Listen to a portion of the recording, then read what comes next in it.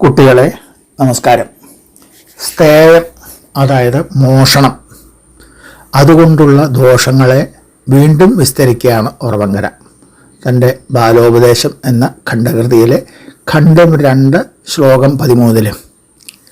ശ്ലോകം ഇതാണ്: തെക്കൻ വഴിക്കുകതി വൈതരണീ പ്രവാഹേ ചക്രം തിരിച്ചൽ അധശാൽമലിതാടനങ്ങൾ നൽകാമരക്രകചകൃന്ദനം എന്നിതെല്ലാം അക്കള്ളനേറ്റു നരകേ പുനരാപതിക്കും.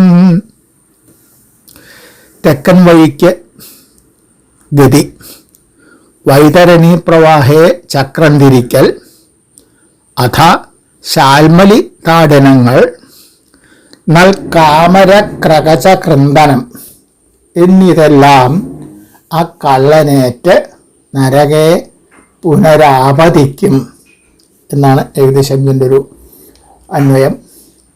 തെക്കൻ വഴിക്ക് ഗതി എന്ന് പറഞ്ഞാൽ തെക്കോട്ടുള്ള പോക്ക്, അതായത് യമൻ്റെ നാട്ടിലേക്കുള്ള മരിച്ചു കഴിഞ്ഞാലത്തെ യാത്ര. പഴയ വിശ്വാസപ്രകാരം 8 ദിക്കുകൾക്കും ഓരോ ഈശ്വരന്മാർ, ഓരോ പാലകന്മാരുണ്ട്. അവർ ഏതൊക്കെയാണെന്ന് പറയാം. കിഴക്ക് ഇന്ദ്രൻ, തെക്ക് കിഴക്ക് വന്നി അതായത് അഗ്നി, തെക്ക് ഭാഗത്ത് യമൻ കാലൻ, തെക്ക് പടിഞ്ഞാറ് നിരുതി, പടിഞ്ഞാറ് ഭാഗത്ത് വരുണൻ, വടക്ക് പടിഞ്ഞാറ് വായു, വടക്ക് കുബേരൻ, വടക്ക് കിഴക്ക് ഈശൻ അതായത് ശിവൻ. അങ്ങനെ എല്ലാ ദിക്കിലും പാലന്മാരിൽ തെക്കേ ഭാഗത്ത് തെക്കൻ വഴിക്ക് പോക്ക്, അതായത് യമൻ്റെ അടുത്തേക്കുള്ള പോക്ക് എന്ന് കിട്ടും. വൈതരണി യമൻ്റെ കൊട്ടാരത്തിന് 4 പുറത്തുമായി ഒഴുകുന്ന നദി, ഒരു നരകവിശേഷമാണത്. അത് നമ്മൾ നേരത്തെ കണ്ട പദമാണ് ഓർമ്മയിലുണ്ടാവണം. അതിലെ പ്രവാഹം പറഞ്ഞാൽ ഇടവിടാതെയുള്ള ഒഴുക്ക്. ഒരു കൊട്ടാരത്തിൻ്റെ 4 പുറം വെള്ളമുണ്ട്, അതിൽ കിടങ്ങു കുഴിച്ച വെള്ളം പോലെ ഇങ്ങനെ കെട്ടി നിർത്തിയ വെള്ളമല്ല എന്നർത്ഥം. അതിൽ നല്ല പ്രവാഹമുണ്ട്, നല്ല ഒഴുക്കുള്ള നദിയാണത്, ചുറ്റുപുറം ഒഴുകിപ്പോണതാണ്. അതിൽ ചുഴിയിൽപ്പെട്ട് വട്ടം കറങ്ങുക, അതല്ലെങ്കിൽ ചക്രം തിരിയുക എന്ന് പറഞ്ഞാൽ വട്ടം ചുറ്റുക, വിഷമിക്കുക, കഷ്ടപ്പെടുക എന്നൊക്കെ എല്ലാ അർത്ഥമുണ്ടല്ലോ. അപ്പോൾ ആ വൈതരണി എന്ന നരകവിശേഷത്തിൽപ്പെട്ട്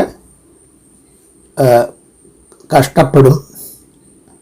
അതെല്ലാം സഹിച്ചു കഴിഞ്ഞാൽ മോചനം കിട്ടുമോ എന്ന് ചോദിച്ചാൽ ഇല്ല.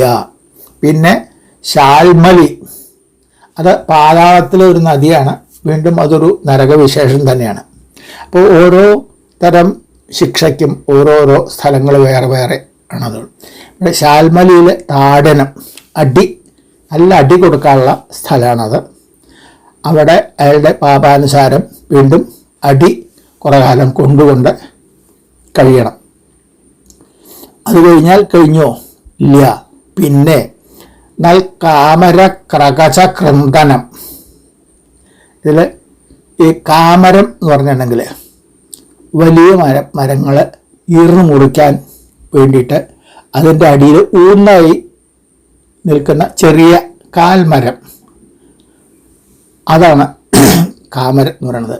അതിൻ്റെ മുകളിലാണ് ഈ മുറിക്കാനുള്ള തടി കയറ്റി വെച്ച്, അപ്പോൾ മുകളിലും താഴെയായിട്ട് കുറച്ച് സ്ഥലം കിട്ടും.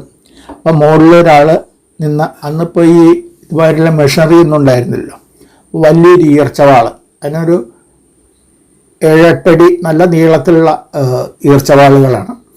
മുകളിലും അതിനൊരു പിടുത്തണ്ട, അടിയിലൊരു പിടുത്തണ്ട. എന്നിട്ട് മുകളിൽ നിന്നാൾ ഇതങ്ങോട്ട് താഴത്തേക്ക് ഉന്തും, ചോട്ടിലിരിക്കുന്ന ആൾ താഴത്തേക്ക് വലിക്കും. അപ്പോൾ അത് ഈർച്ചവാൾ അടിയിലേക്ക് പോകും. പിന്നെ അടിയിലെത്തിക്കഴിഞ്ഞാൽ അടിയിലുള്ള അത് മേപ്പെട്ട് തള്ളും, മുകളിലുള്ള അത് വലിക്കും. അപ്പോൾ ഒരു ആവർത്തി കഴിയും. ഇങ്ങനെ ചെയ്ത് അപ്പം മരം ഇങ്ങനെ മുറിഞ്ഞ് പോരും. ഇതാണ് പഴയ കാലത്തെ ഈർന്നു മുറിക്കാനുള്ള പരിപാടി. അങ്ങനെ ഈ കള്ളനെ, ഈ മോഷണം ചെയ്ത ആളെ ഇരുന്ന് മുറിക്കും. അതാണ് കാമര ക്രകച കൃന്ദനം, ആ മുറിക്കൽ, കൃന്ദനം എന്ന് പറഞ്ഞാൽ മുറിക്കൽ, ക്രകച എന്ന് പറഞ്ഞാൽ ഈർച്ചവാള്, കാമര എന്ന് പറഞ്ഞാൽ പറഞ്ഞു ഊന്നുമരം.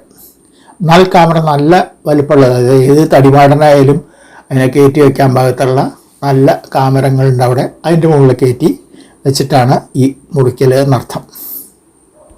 അപ്പോൾ ഇതോടുകൂടി കഴിഞ്ഞോ? ഇല്ല, പിന്നെയും ബാക്കിയുണ്ട്. നരകേ പുനരാപതിക്കും, വീണ്ടും മറ്റുള്ള നരകങ്ങൾ, അയാളുടെ പാപത്തിൻ്റെ തോതനുസരിച്ചിട്ട് ധാരാളം പാപമുണ്ടെങ്കിൽ ധാരാളം ശിക്ഷകൾ ഉണ്ടാവും. അതിന് പ്രത്യേക പ്രത്യേക സ്ഥലങ്ങളിലാണ് ഓരോ ശിക്ഷ നടപ്പാക്കുക. അതിന് വേണ്ടി വീണ്ടും മറ്റ് നരകത്തിൽ പോയി ആപതിക്കും പറഞ്ഞാൽ ചാടി വീഴും, ചെന്നെത്തും എന്നർത്ഥം, അവിടെ ചെന്ന് വിടും എന്നർത്ഥം.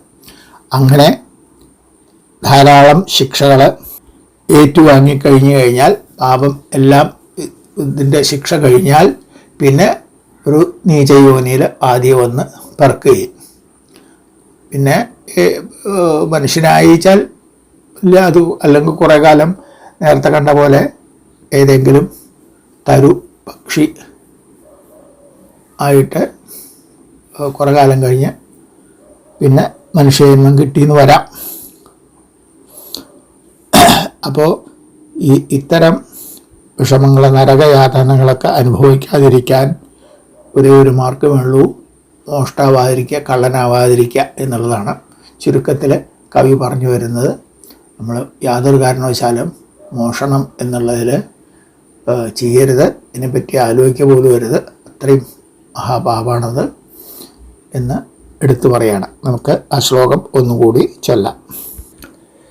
തെക്കൻ വഴിക്കുകതി വൈതരണീ പ്രവാഹേ ചക്രം തിരിച്ചൽ അധശാൽമലിതാടനങ്ങൾ നൽകാമര ക്രകചകൃന്ദനം എന്നിതെല്ലാം അക്കള്ളനേറ്റു നരകേ പുനരാപതിക്കും.